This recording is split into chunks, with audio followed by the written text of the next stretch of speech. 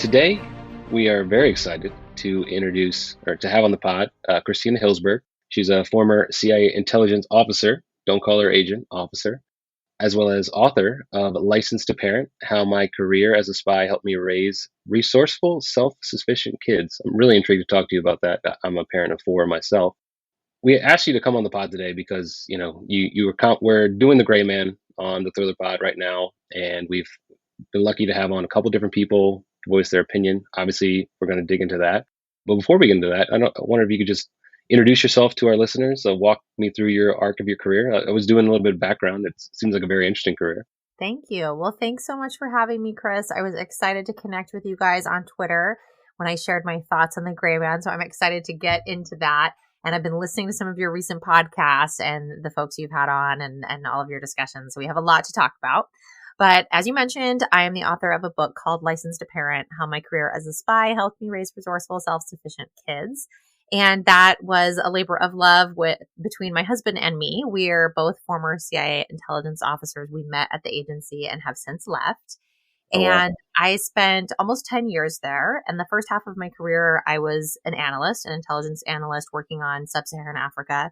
And then the latter half of my career, I was working in the director of operations, actually meeting with foreign assets and collecting intelligence and all of the sort of tip of the spear, cloak and dagger kind of stuff that you think of when you think of espionage. But I also love the writing part, and I talk about both in our book. And it's really all about, the espionage related skills that we've applied to parenting. And you'd be surprised at how many are relevant because they're really about being well-rounded and security conscious and prepared for anything life throws at you. I mean, the Right. agency is preparing its officers to go out into the field and be able to handle any situation. So the training is, top notch. And the idea is that anything you actually encounter in the field will be easy compared to the training. And so in the same way, we want our kids to be prepared for the real world. And so we teach them things to make sure that they're ready. And, critical thinking skills are so important. And it's, things from the more physical things that you might think of, like how to spot and avoid danger, being prepared for emergencies, but it's also softer skills like persuasion, communication, technology, all of those things that don't immediately come to mind when you think of James Bond. But they're really applicable, and not just for parents, because they're really skills that we think everyone should have. And before you can teach them to your kids, you have to adopt them yourself. And so that's kind of what my life has looked like since leaving the agency. I went into the private sector for a while and worked in tech. And now I'm doing freelance writing and writing the book. And so I'm excited to be here to talk about it today. And I always like to share my thoughts on TV and film related to espionage. And I'm always having a keen eye looking at how women are portrayed as a topic I'm really passionate about, because I think that it's often been gotten wrong. And I think that we're on a positive trajectory where we're seeing much more accurate representation as far as Hollywood goes. We can talk about Yeah. accuracy in espionage films. That's a whole topic.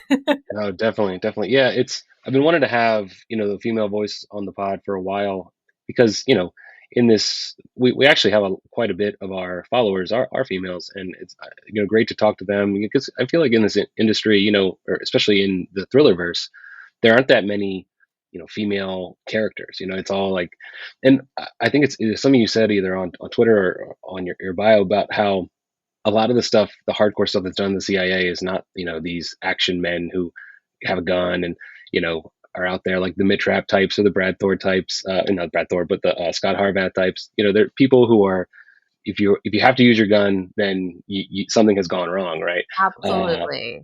and I love how you brought up with the kids.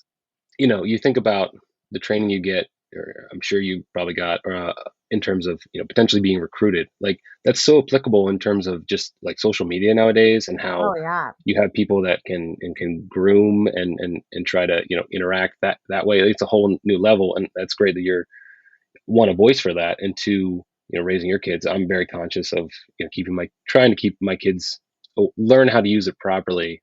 Obviously you have to use it for work, but it's, I don't know, that we could have a whole another pod about social media. Oh, yeah. Well, and it's interesting because I think people think that because we were spies, we must spy on our kids and we must lock everything down. And because we must be like paranoid about, technology and people, And the thing is, it's actually the opposite of that. We give them, I think, a lot more autonomy than people realize. And there's a couple different reasons for that. And one of them is, we're coming out. I mean, I think I can still say we're coming out of a pandemic, and, connection with others is so important. And we've been doing so much through technology. So we want to make sure our kids have access to that. But we also want to be a part of their journey with technology and offer them the guidance so that when they make mistakes, it's hopefully when they're still at home and living with us so that we can help them learn.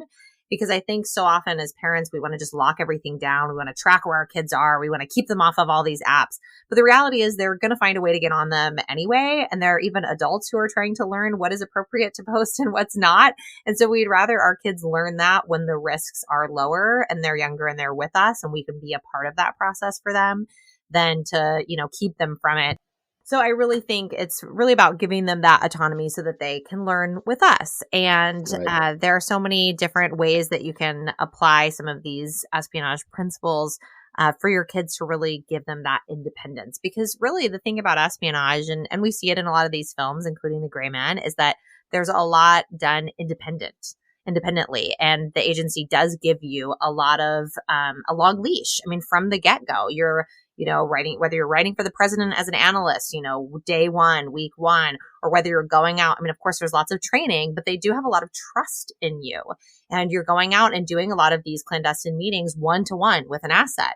You're paying them thousands of dollars and you're coming back with a scribble on an index card that you're saying is a receipt, right? And you're being trusted with all of this. And so in the same way, we can give our kids that trust and so that they can build that confidence in those abilities. So there's a lot of parallels that you wouldn't initially think. So we love talking about it. Definitely. Yeah. I mean, if you seclude them now, it might even make them want to, crave it more later on. Exactly. So, all right, let's before we get into women in espionage, I want to talk to you about that. Let's talk about The Gray Man. If you can recap, you don't have to read it, but just recap like your initial thoughts, what you thought of the movie. I want to know, did you see it in theaters? Did you see it at home? So we saw it at home and we really loved it. I think something that both my husband and I try to keep in mind when we see espionage films is that we do suspend belief, Sure. right?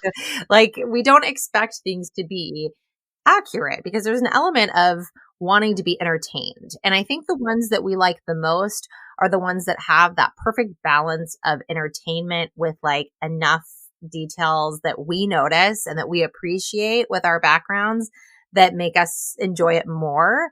There are, of course, the really flashy things that are just terribly unrealistic in some films that, take us away from that. But I thought that The Gray Man did a really great job at balancing the entertainment value with some sort of, threads of realism within there. I like to say that if something were, exactly accurate, there would be some very boring scenes in espionage films because there's a lot of waiting, there's a lot of hours of debriefing an asset in a, hotel room with all the drapes shut and, lots of room service ordered. And so I appreciate the more exciting Hollywood versions. And so a couple of the points that I had or mentioned in my Twitter thread.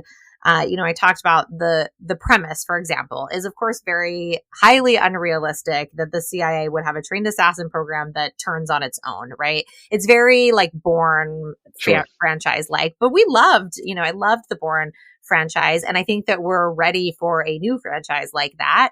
And I found that it had kind of the perfect mix of like the Bourne franchise, James Bond with Mission Impossible. And so that's just like a recipe for fun entertainment.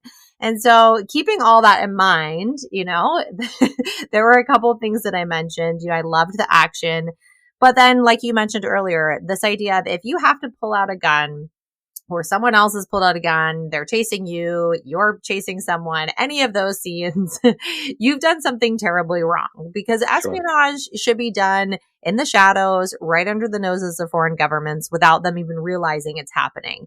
But, we don't see a lot of movies like that. Of course, there are some more realistic spy films that do that really well, but a lot of these, action films, we want the action, we want the entertainment. So of course that's not realistic as far as spy films go, but entertaining nonetheless. I noticed they did a great job at terminology in terms of saying chief of station or COS. Those are really great references. And we, we were, the thing is, we hate when people call us agents. And so they called, I think it was Anna de Armas's character, they called her agent. And that's just inaccurate. And I mean, intelligence officers everywhere are just cringing. And I don't know, because I know a lot of these films, they are consulting people. And so I don't know if people just make a decision to just do it wrong anyway, just because audiences are so primed to hear agent so and so, agent this, right? It kind of Sure. invokes something for us. But an agent is actually a synonym for an asset, which is the person who we've recruited to spy on our behalf and the person who we're actually collecting foreign intelligence from. So if someone is actually a CIA employee, they are always an intelligence officer. But we don't go by like Officer Hillsberg or anything like Right. that. You know, it's never really said in lingo. If anything, we go by, so we would have different names on the system, and they're called funny names or pseudonyms. And the idea is that, you know, your name shouldn't be associated on paper with anything you do in case there's like a data leak or something. So you don't want your true name on things. And so a pseudonym is not necessarily, it's not the same as an alias, and it's not something that you are supposed to go by. Of course, we have aliases too, but people actually become their pseudos. And I can tell you that I have, you know, friends that I would consider good friends in the building that I can't even remember their real name because you just start calling people by their pseudonyms. So that's probably more realistic to call someone like the last name of their pseudonym. But agent, yeah, is just it's cringy, but it happens in every film. So I would love to see at some point an espionage film that does that correctly and does it well. And then I'd really know they had a consultant and had it right. So that was one of the things that I noticed. But there were also some other things.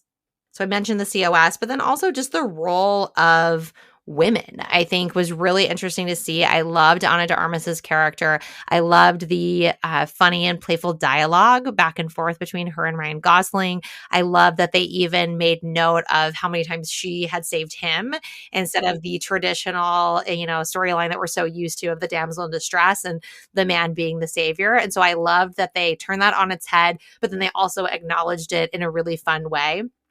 But then also, I loved the trusting relationship between Six and Fitzroy. And I thought that was just such a great representation of the kind of trusting relationships that can exist between an operations officer and their asset. That's such an important part of what we do. I mean, in order to recruit someone to agree, you know, to a clandestine relationship with the CIA, there has to be trust there. They have to, you know, really have that foundation to agree to something of that nature. I mean, oftentimes people are doing this at great risk to themselves and their families. And so if that trust isn't there, then that relationship isn't going to exist. And so I thought, now, of course, their relationship of trust was exaggerated and there were very extreme scenarios that you would not see. But I just thought it was a really great Hollywood version of the kind of trust. And there are assets who have been on the books for decades that still speak very fondly of their first handling officer. And so the way it works is, you know, they're recruited by one officer, but they're not, an asset isn't truly considered recruited until they've been handed over to the next handling officer, so the turnover, because otherwise they would consider that person has only agreed to the relationship because of that relationship with the ops officer, right? So they consider the asset truly recruited after they've been turned over.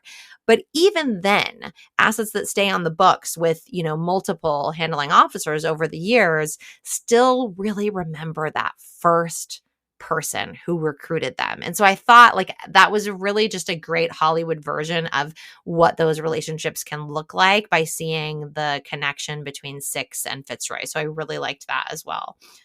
Now, there was some reference to Chris Evans' character and how he like washed out of the farm and how he didn't have what it took. And I liked that reference because people do wash out of the farm. Now, I haven't heard of people washing out for like psychopathic tendencies. It doesn't mean it hasn't happened. I mean, you know, if it has happened, you know, I shouldn't know about it. I mean, the CIA is the best at compartmenting information, you know, and having need to knows. So it doesn't mean it hasn't happened, but people do wash out of the farm. They simply don't have what it takes, or they self-select select out. If you self-select out, then you have a chance to go back down and do it again. If you wash out because whatever reason you just, it wasn't a good fit and you couldn't do it, then you actually cannot go back to get certified. So some people do choose to self-select out before it's over so that they can have another chance because, sometimes things come up, family things, or there could be reasons why people weren't doing well. And so they want to come back at another time. But yeah, I sort of chuckled when it said that, he washed out of the farm. But, we do all go through, background checks. So I would hope that someone as psychotic as that character would not be at the agency, but you never know. And I didn't say in my thread though, like the fact that him and what was the CIA character, Reggae, the CIA character who's also like the villain. His name is Reggae. Is it Reggae Jean Page? They both had like the Ivy League connection, and I thought that was really interesting because I mean, when the CIA started, it was basically white males recruited from Ivy Leagues. Like I think one of the phrases is like pale male and Yale. So that was kind of an interesting nod to that, I felt. But that's really helpful about the book. I do want to dig into those. I follow Mark Greaney on Twitter, and I'm just really excited for him. I mean, seeing a book adapted, successfully. Of course, they're going to take their liberties and change some things, but it also just speaks volumes, I think, to him as a writer. So I'm excited to dive into them. So when things come to mind are obviously, Zero Dark 30, you have the main character there. You have Homeland, which, the whole series is based off of. I love Homeland. I'm interested to get your thoughts on that. As well as, just I think of other, I guess side characters in movies we watch. You mentioned like the Bourne series. There's obviously females in that, especially, with Pamela. She's like not she's on the first ones, but later on. Yeah. And then, you obviously have M in James Bond. That's not CIA, but spy. So Yeah. I don't know. What is your favorite adaptation or representation of women in espionage, and what do you think of like some of these other things that I've mentioned here? So I think that we're on a really good trajectory, just even in the past year, that we're seeing a lot change. And so there are a couple of recent examples that I think are really fantastic. But first, I want to talk about the Bond girl. So the Bond girl is like a really interesting case because she's evolved with the times, which I think is something that the Bond franchise has done really well. But that's really happened, through the decades. But I think one of the turning points for the Bond girl was in the 90s when Barbara Broccoli took over the franchise from her father. And her first film was in 95. And she actually kind of changed the whole vibe of the Bond girl. She was no longer this one dimensional character based on a stereotype. I mean, you think about the names of the Bond girls Right, alone. I mean, right. Pussy Galore, Honey Rider, Holly Goodhead. I mean, the names are jokes. It's like, what does that say about what we think about the women? And don't get me wrong. I mean, I grew up watching James Bond with my dad. I love those films. But I think as a young girl, being a spy never really occurred to me because, she was not James Bond's equal counterpart. And I think when Barbara Broccoli took over in the 90s, that we really started to see that change. And it's interesting to look at it from the time she took over in 95 to present day. I mean, she's the one who was responsible for casting Judi Dench as a female M, although she doesn't take credit for it. She says it was someone else's suggestion, but she was on board. Because she knew Judi Dench would do it well. And I think that was a fantastic choice because we're Definitely. seeing, more of that, more multidimensional female character. But then really most recently in the latest installment of No Time to Die, I mean, you had multiple strong female characters that were capable and competent in their own right. And so I think that was a really important step in the right direction. I mean, it started conversations of should there be a female James Bond? And of course, you hear lots of different opinions about that.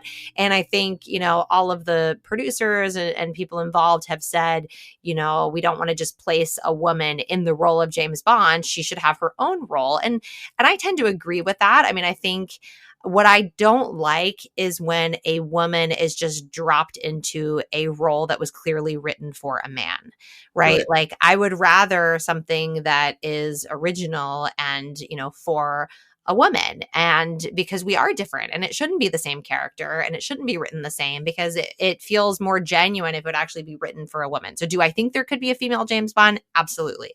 Is that something I want? Not necessarily. I want to see my own characters, right? And so I think that was a good turning point. But there have also been some really great examples. So the movie The Courier, I think, does a Oh yeah, that was fantastic good. job with Rachel Brosnahan's character, who's actually a composite of women who played a role during that time period in the Cold War.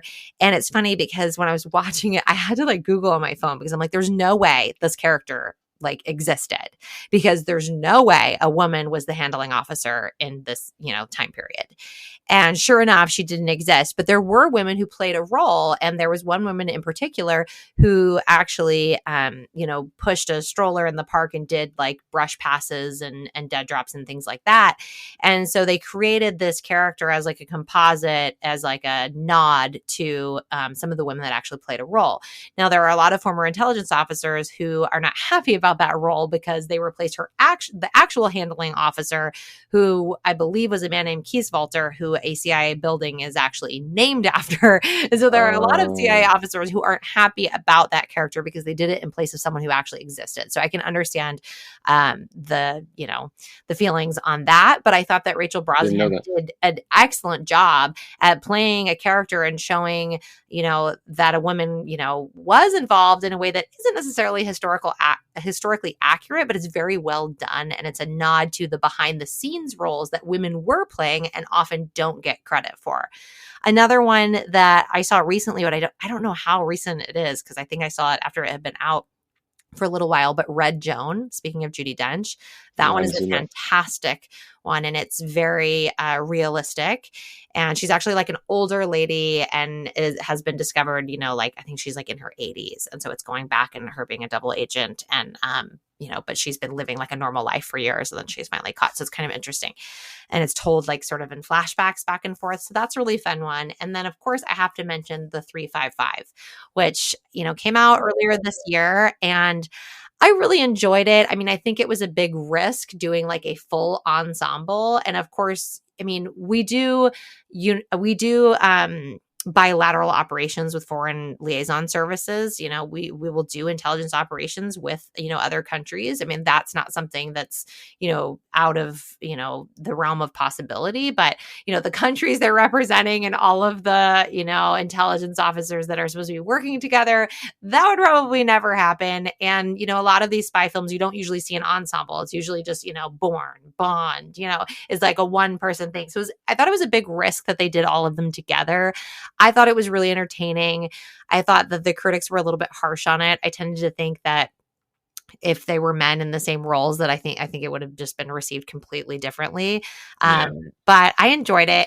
And there's a great quote from Jessica Chastain, which is, how female spies have long been viewed as honeypots. And that's really in TV and film, and that's far from reality. And so I think that was one of her goals, is to, portray them more accurate in that sense, in terms of capabilities, and the fact that, listen, female CIA officers are not using sex to collect intelligence. I mean, that's just the reality. Like, I'm not saying other intelligence services in other countries don't use that method. They certainly do. But that's not what the agency does. And, the fact that I think women in female roles are often diminished to being the honeypot in, manipulating someone with sex to get information is really just a disservice to, the, many, many women who have come before me and blazed the trail so that I could have the career I had, so that women continue to play a role in espionage. And so I'm hopeful that we're going to continue to see more multi-dimensional characters. And I thought, The Gray Man was a great example of this with the female characters in that film as well. yeah. Have you seen Zero Dark 30 I did, but it was years ago. years ago? It So was I years just ago. think about. I remember like when that came out, and like learning about like the real females who were. It was like a huge group of almost all female team that were tasked of finding Bin Laden, and just I don't know. I thought again, Jessica Chastain, she plays a spy pretty well. Yeah. That was very good. And then I don't know. I'm a sucker for Homeland. I thought that. Oh, yeah, Homeland. Yeah, it's so interesting. She's just so terribly unstable. Like Yeah, that's the problem though. I feel like that feel like sometimes that's a trope that they they don't often put that on men. That like it, it's they have this like strong female character, and then they make her have psychotic breakdowns, and I don't know. I feel Yeah. like they landed it a little bit in the end, making Yeah, I mean, I wish they wouldn't have made her so, yeah, so imbalanced.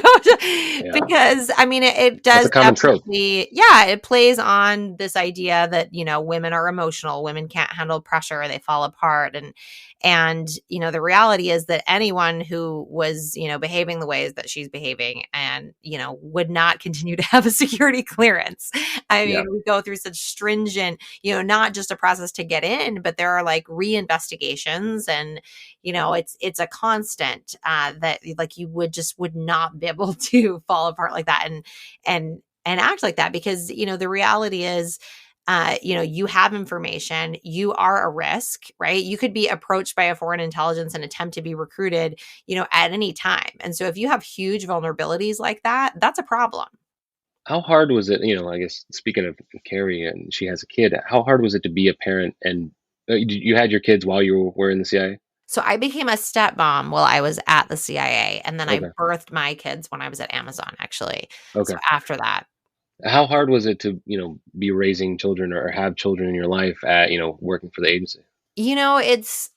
it's difficult in some ways, but then in other ways, the agency can be very family friendly. I mean, there are a lot of tandem couples, which is what we were considered, and that do tours together. And there are a lot of benefits to having an international career and your kids going to international schooling and all these great experiences. So there's like all of that aspect, which is fantastic. But then the reality is that it is also a very demanding job, and Right. whether you're an analyst and you're in the office late, because if you're doing your work as an analyst, it's classified. So it's not like you can take your computer home and work on it at home, or check your emails, like come home for dinner with the kids and then check your emails afterwards. No, like that's not an option. When you leave the office as an analyst, like you're leaving it all there. Right.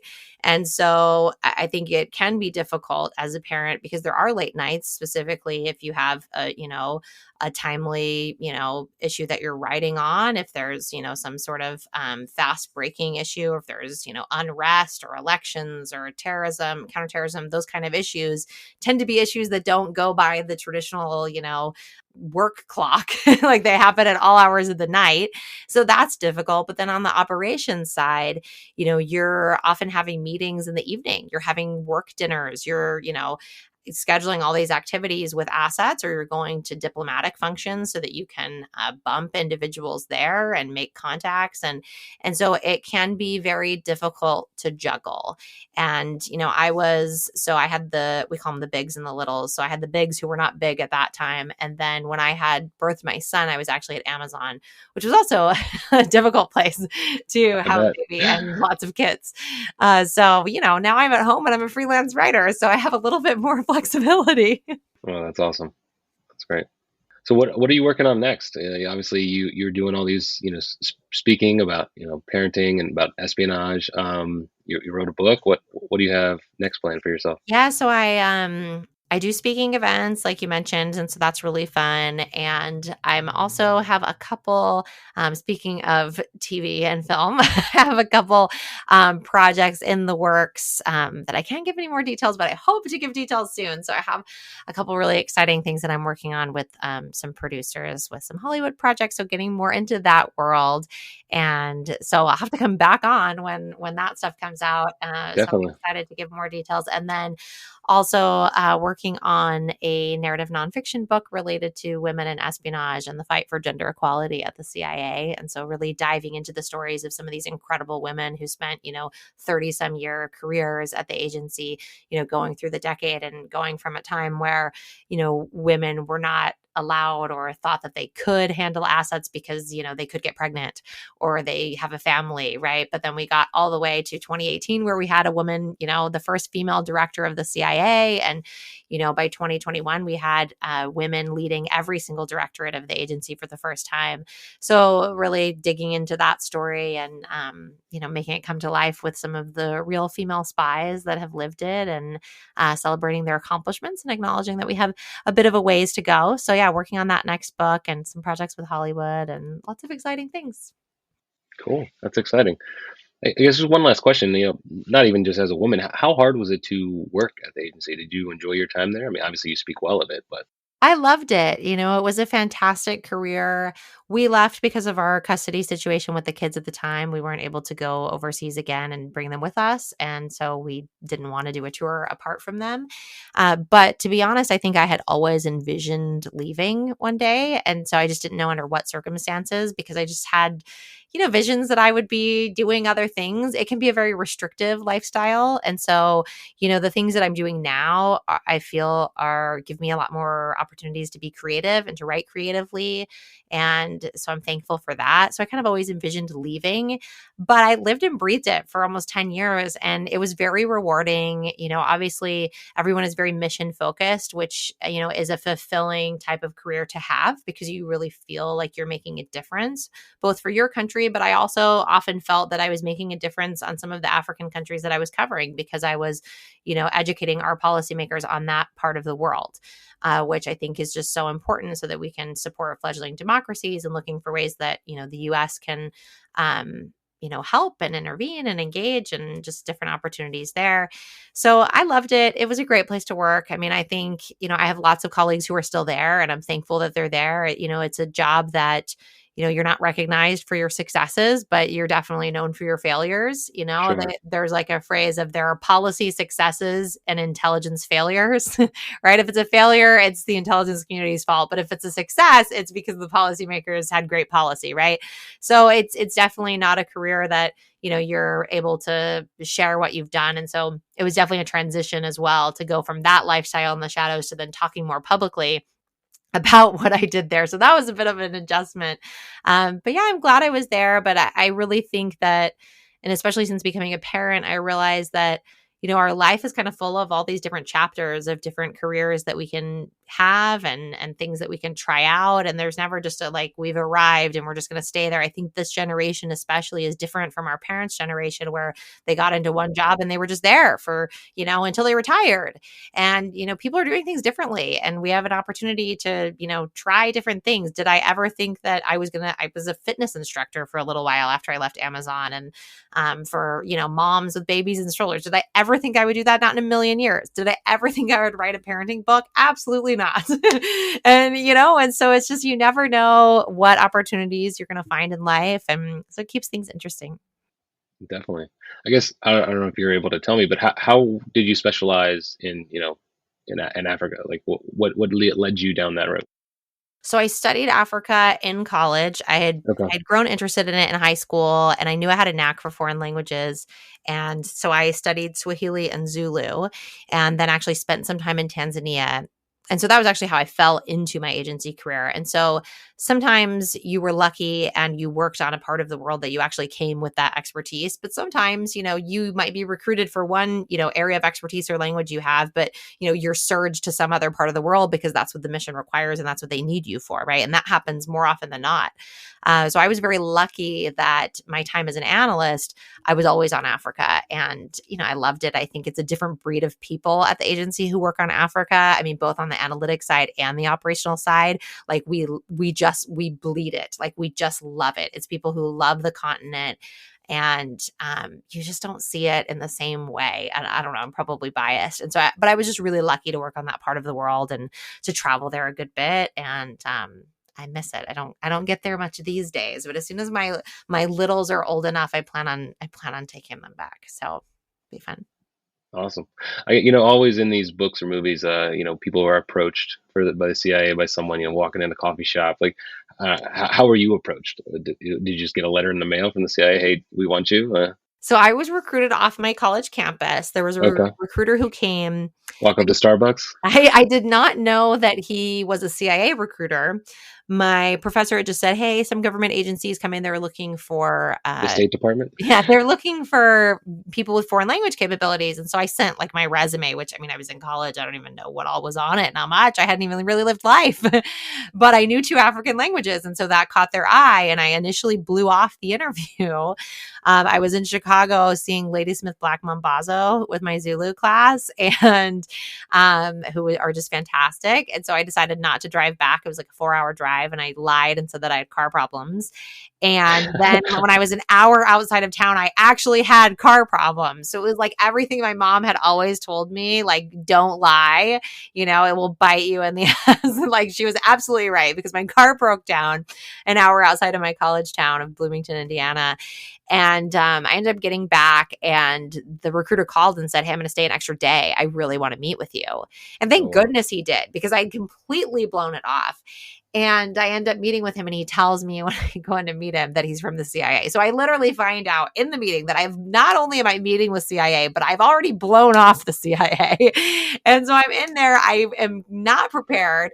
And thankfully, we just really hit it off. And when he told me, that I would have an opportunity to use my foreign languages, to travel to the continent, to inform US policymakers, and what a lot of people don't realize is that when you're doing intelligence analysis, you're not telling the president what to do. You're laying it out objectively, and you're Right. talking about what the opportunities are for the US and what the implications are for the US. And then the president and other policymakers make those decisions. And so having an ability to influence policy, right? Not prescribe policy, but influence is a pretty amazing opportunity. And then of course, meeting with assets and all that is pretty fun too. Did you find, often another thing in these books is that there's always these, they often make the politicians like the secondary villains, that you have like your main villain either in the Middle East or Russia, China, whatever. And then the politicians are the secondary villains. Did you find the bureaucracy, the red tape, your interactions with different politicians? I mean, if you don't want to talk about it, you don't have to, but like how was that aspect of your job? Well, I think, we're expected to be, neutral, because we work for whatever administration there is. And so, I mean, having worked for more than one administration, I can tell you that it doesn't really get very, I mean, it doesn't really get very political. You definitely have to deal with, more, we would call them customers, more difficult customers than others. Sure. But we try really hard to stay neutral. And of course, we're governed by like the Hatch Act and things of what we're able to say at work. And that's taken really seriously. But there are definitely more difficult customers than others, because, you get taskings and things like that. And so people certainly have opinions, but I think it becomes less of an issue than you would expect, just because we're so just like focused on our mission that we try to sort of tune out the noise of like the politics. Now, I say that with a very big caveat of like, I was not at the CIA during the last administration. And I think that was a completely different ball of wax. And so I Sure. can't speak to what it was like there. I have certainly heard some things that I won't repeat. And I know plenty of people who have chosen to leave. But we tend to try to block out as much of that noise as we can. Stay focused. Nice. That was a good answer. We like to end the podcast by just asking what's the latest thing you've either watched, obviously The Gray Man, or what are you consuming book wise, and any sort of recommendations you can give our listeners. Oh, let's see. That's a really great question. So, I recently read David McCluskey's new book, Damascus Station. Oh, I meant to ask you that question. Damn it. Yeah, Good thing you so brought it up. good. We had him on the podcast, so Yeah, he's so great. He's a friend of mine, and I'm really looking forward to his next novel. And I got a sneak peek, and it's so good. oh, awesome, So awesome. That was a I'm really really good looking book. forward to that. And his first one was fantastic. And then also Karen Cleveland is a former colleague of mine. We actually went through analytic training together, and her new book is out. And so I've just ordered it, and it hasn't come. I think it's called The New Neighbor.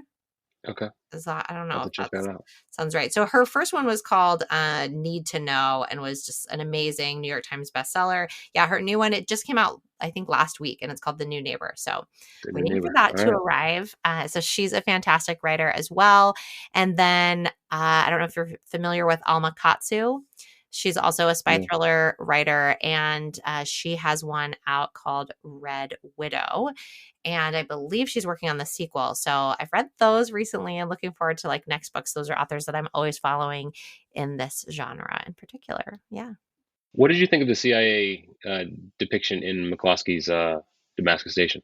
I liked it. I thought he did a really good job. I mean, you've seen a lot of the feedback that people are like surprised that he got away with some of the things that he got away with, some of the Right. terminology. And the thing is, when you read something that's by, an actual former CIA officer, I can tell because the details are just like so fantastic and like woven throughout. And it's even like little details that like I forgot until I read it again. And I'm like, oh yeah. So he just does a really great job of weaving in some of those realistic nuggets. Cool. All right. Well, thank you for coming on the pod. This was great talking. Yeah, absolutely. Thanks for having me.